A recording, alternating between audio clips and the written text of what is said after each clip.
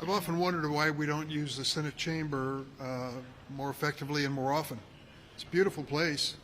Perhaps we could have some wedding receptions there from time to time, because we certainly don't spend a lot of time there debating or deliberating, which the Senate is designed to do. Instead, we should use that empty chamber to become a full chamber of members of the Senate to talk about issues that really count in America. What Chuck Schumer just described is pretty basic. We ought to be talking about voting in America. We had an extraordinary turnout in the last election, and now we have over 20 states that are making dramatic changes. They want to change the way people vote, reduce their opportunities to vote. Many of us think that's wrong. We should make it easy for every legally eligible American to vote, period. Easy instead of hard. That's exactly what's going on in 20 states. So we want to bring up the bill tomorrow to deal with the Freedom to Vote Act.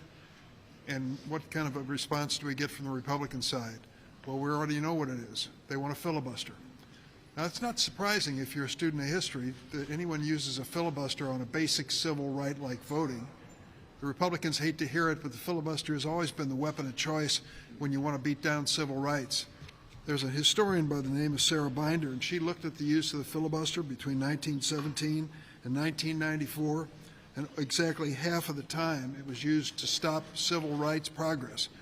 I could add a couple chapters to her research. I've been stopped at least 5 different times by a filibuster for the DREAM Act.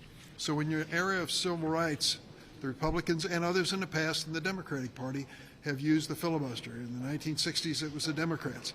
Now it is the Republicans. Senator McConnell hates to hear that. He denies it. He does not want the words filibuster and voting rights and Jim Crow and Republicans put in the same sentence, but I'm afraid they are. When we take a look at how it's been used in the past, the filibuster was used to beat down the poll tax prohibition that was offered in the Senate. The filibuster was used to beat down anti-lynching legislation in the Senate. So we've seen that done. So what are we asking for tomorrow that's so radical that it requires a filibuster? The opportunity to talk about an issue, the opportunity to debate it. And you just heard Senator Schumer, no tricks involved. We're basically saying to them, in the words of the House, open rule. Bring in your amendments, we'll bring in ours. Let's hash it out, let's debate it. Let's come to a conclusion as to whether we're going to help people vote in America or put obstacles in their way. Thanks, Dick.